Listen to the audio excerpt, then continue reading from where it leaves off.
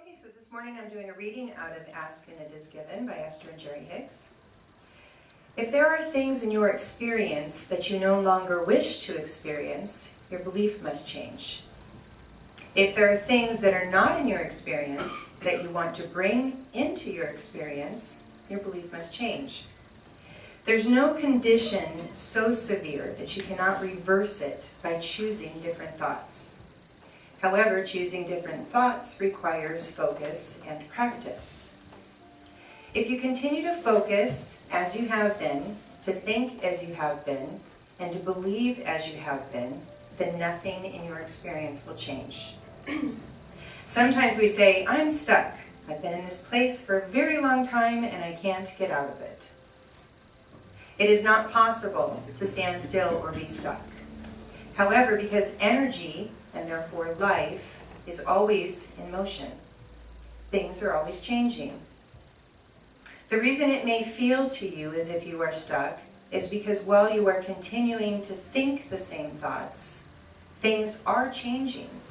They are changing to the same thing over and over. If you want things to change to different things, you must think different thoughts. And that simply requires finding unfamiliar ways of approaching familiar subjects. Start off this morning telling you a story about this new business that was opening. And one of the owner's friends had sent him flowers, to congratulate him on his new business. So the flowers arrived at this business, and the owner opened the card, and it read, "Rest in peace." Well, clearly there was an error. So the owner was pretty darn angry and decided, okay, I'm going to call this florist and complain, which he did. And so he was really upset and he's really angry, and then he kind of chilled, and the florist said to this guy, "Sir, I'm really, really sorry for that mistake. Rather, however, than getting really angry, I want you to imagine this. Somewhere across town, there's a funeral taking place, and they have flowers with a note saying, 'Congratulations on your new location.'"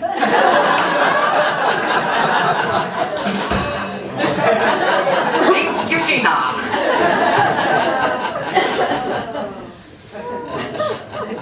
Sometimes we have to look at the lighter side of life, don't we? And not take it so gosh darn seriously. Good heavens. How many of us would have really gotten angry instead of looking at that whole picture and kind of getting a chuckle out of it? It's kind of funny unless you're at the funeral, right? It's still pretty funny, you're right. Have a sense of humor. Life is about having fun. It's about smiling. It's about laughing. It's about enjoyment.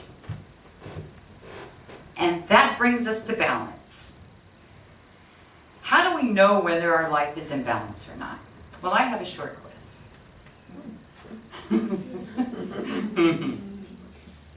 Do you enjoy every moment and every second of your everyday? No. Okay, you're human and normal. Do you handle difficulties with ease? Are you happy without any specific reason to be happy? And do you want to share yourself and love that person that you are? Now, if we're honest, we're all going to say, not all the time, all of that stuff. And that would be a perfectly balanced person. I don't personally know anyone that is all that all the time. What a great goal to attain to, though. The idea of balanced living is about learning to offset those negative things in our lives with the positive ones. To see the good, to see the God in all things instead of, oh my gosh, ain't it awful, right? It's also when you can see that light at the end of the tunnel, when you are happy when you're working or when you're playing. Just being in that moment. The Dalai Lama said most of our troubles are due to our passionate desire for and attachment to things that we misapprehend as enduring entities. In other words, we think it's permanent.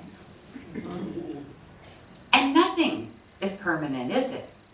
That's the forest, right? What I know is this: if there is one thing that all of humanity has in common, is that we want to be happy. We want to feel peaceful. We want to feel good. We want to, let's say, avoid the pain and the difficult times in our life. And the truth is this: we consistently put ourselves in situations that set us up for unhappiness, for pain. We do that on our own. And you know how?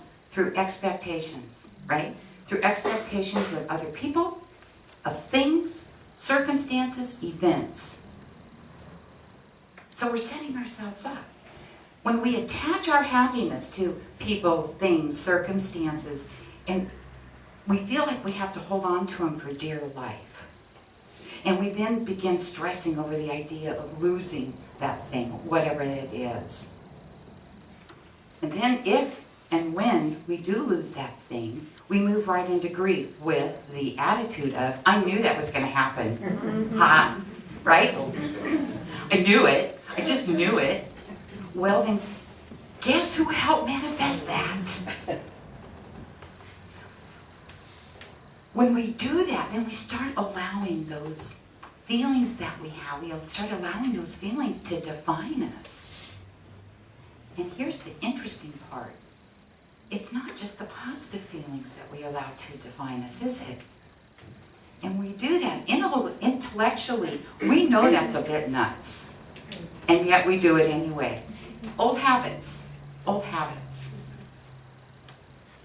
So in trying to hold on to what it is we know, what's familiar, we're limiting our ability to experience the joy, the beauty, the grace in every single moment of our life. And a moment can't possibly radiate its full beauty when we're holding on to fear, when we're holding on to dread. Whatever it is, frustration, whatever it is we're holding on to, the beauty of that moment cannot fully explode. We don't allow it to. We've closed it off. So when we stop trying to grasp, to own, and to control the world around us, we give life to that freedom. Life is now free to fulfill us, to fulfill our every need, our desire, that joy, that happiness, that peace that we are searching for. That's why letting go is so darn important. When we let go of all that junk, we then open up and allow the room for that peace, that joy that we are searching. Now, letting go is not a one-time decision. It's not something we do on January 1 and say, I'm letting everything go this year. I mean, you could do that, and good luck. Let me know how that goes. Letting go is a day-to-day, moment-to-moment commitment. And it involves changing the way that we experience and interact with everything that we instinctively want to hold on to. It's just as Sue read in that opening. If you want things to change to different things, you must think different thoughts. And that simply requires finding unfamiliar ways of approaching familiar subjects. We're doing the same thing over and over and expecting different results. Don't they call that insanity? Yes. There are a number of ways that we can find a sense of balance in our life. I think on the top of the list is accepting our every moment exactly as it is. Not trying to turn it into something else. Maybe into yesterday, which was really awesome, right? And then we fight to make it the same today. Lose yourself in every moment that you can. Enjoy it because it will eventually pass. And I mean, it will, not just the good stuff, the stuff we don't like too. None of it's permanent. It comes and it goes. And resisting and fighting that present moment, whatever is in front of us, that's what causes the suffering. That's what creates the angst that we feel inside. Here's the truth. And I know this is true. Here's the truth. Now is always enough. It's all we have anyway, isn't it? No matter how much we try and control what our now looks like, it is what it is. I know that sounds kind of simple and silly, but that's the truth. And no matter how much we try and control things today, tomorrow is likely going to be different. Don't we try and recreate when we have a really great day? We go, I'm doing that again tomorrow. No. I mean, keep the positive attitude. It's all good. We cannot recreate today, though. We can't even really plan for the way tomorrow's going to show up because we don't know what's going to happen. What we can do is show up with an open, loving attitude, being willing to take on whatever comes our way, and doing so with a smile and with joy, and knowing that if we don't like the way it looks, it's not permanent. Living a balanced spiritual life also includes understanding that pain of some sort is unavoidable. It's part of life.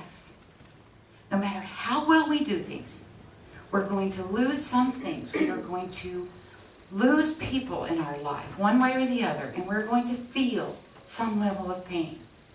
It doesn't mean, however, that it has to be as bad as that little story in your head tells you. As that saying goes, pain is inevitable, suffering is optional. It's a choice we make. Our ultimate desire is to be peaceful and to be happy. And what I find interesting is even if we think that we want to stay angry in a particular situation, what we're really looking for, what we really want, is to be at peace with what has happened, or what will happen, or what may happen. We just want to be at peace with that. We don't want to be angry. Sometimes our anger is frustration because it's not going the way we want it to go. And who knows better than we do? Certainly not God. We need to make a conscious choice. We want to make peace with the moment as it is without worrying that something's wrong with you, something's wrong with your life, and then move into that place of acceptance, total and complete acceptance, and operate from there. I don't remember who said it. I love this though. Be yourself, everyone else is taken. Doesn't it make sense though? And so many times we try and mimic other people. We want to be like that. Well, that's not who you are. And that's something that's really important in living a balanced life. Be who you are. Be proud of who you are. Feel good about who you are. Make a conscious decision every single day just to be you, and make no excuses for who you are. Make no apologies for who you are.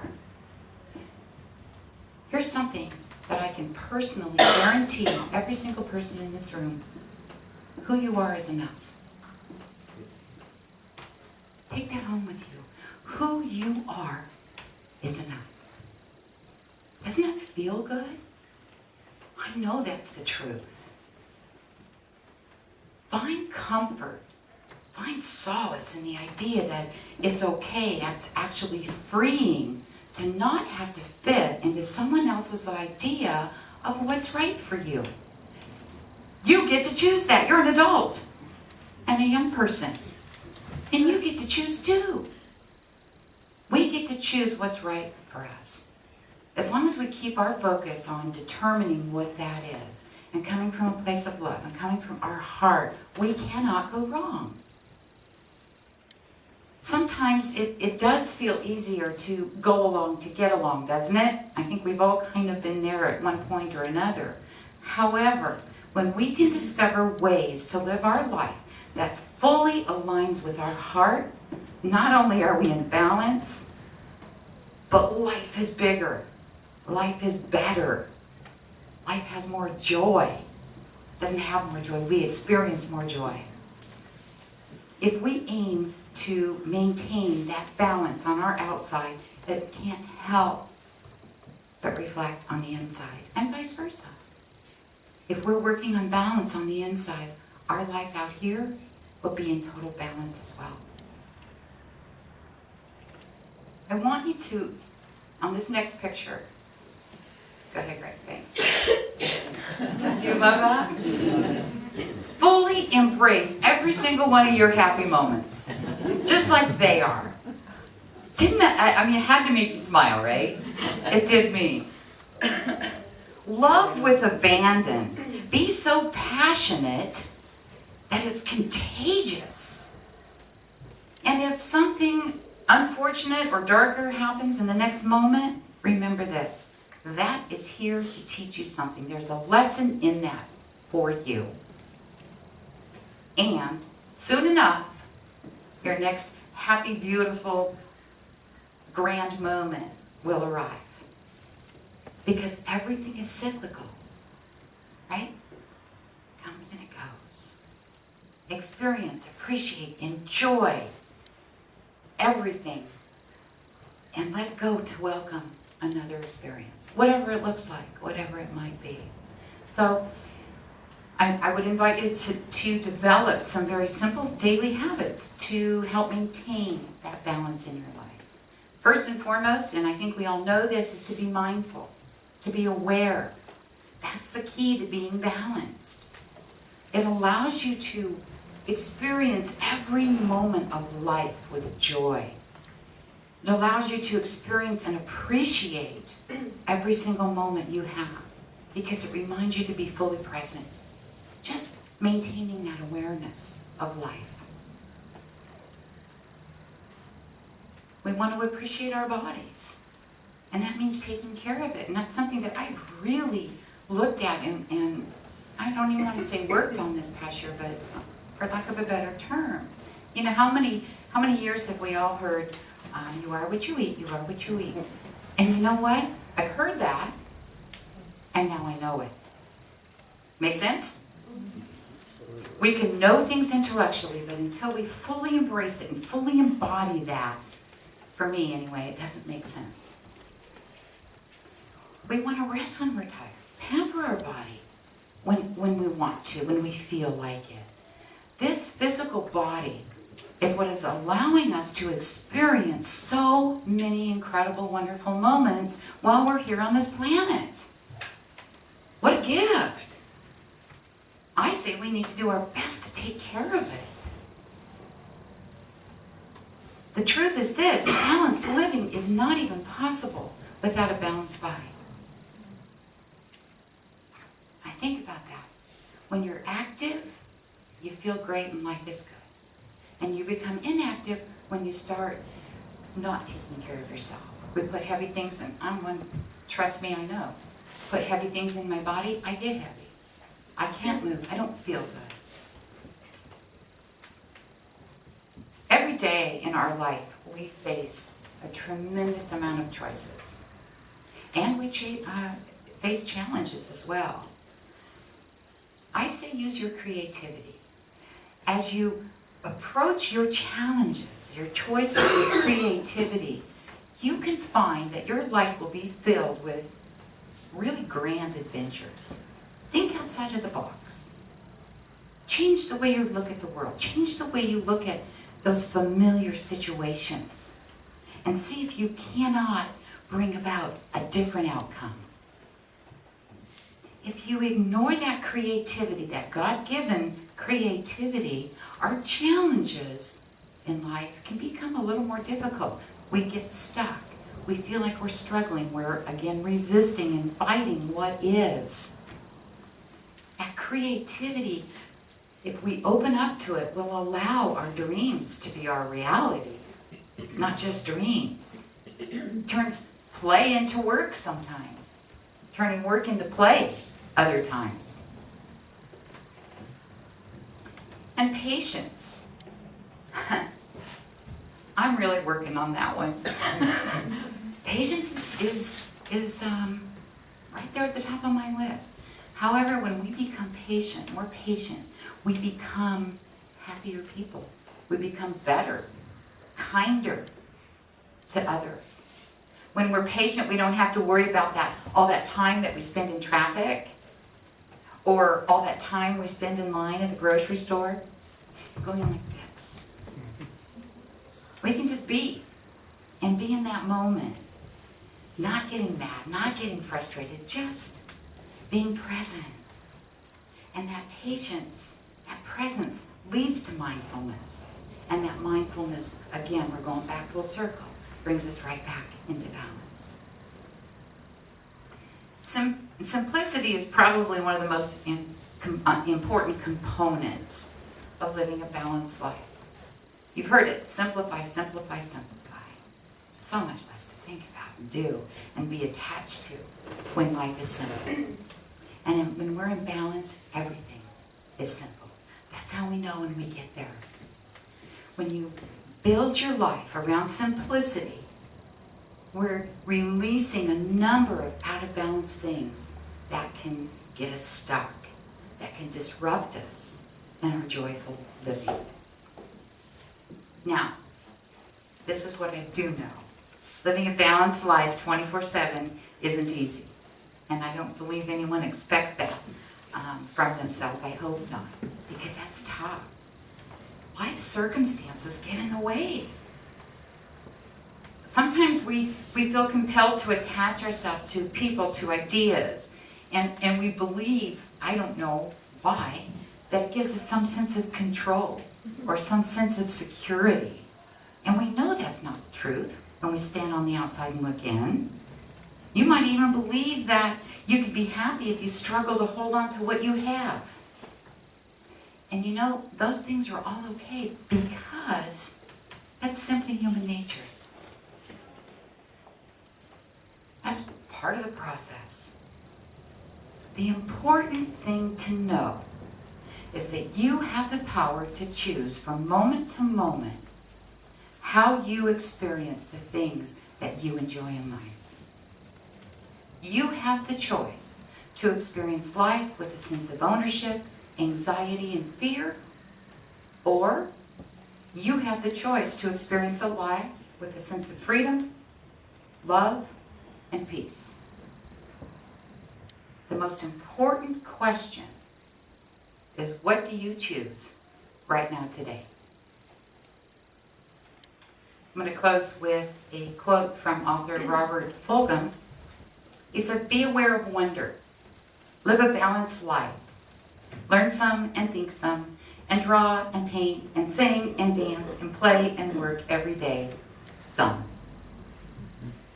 That is how you live a balanced, joyful life. Thank you so much for being here while I shared this truth as I understand it.